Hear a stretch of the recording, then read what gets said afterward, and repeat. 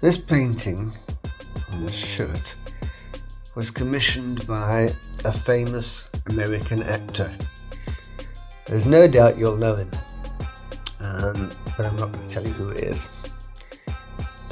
He's most famous for his ability to insult you, your mother, and your relationship with your mother on camera.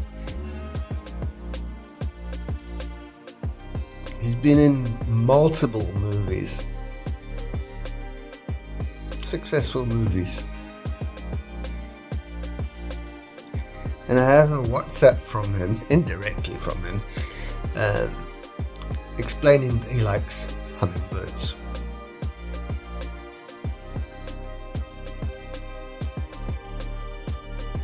And he wants something that drips down. Messy.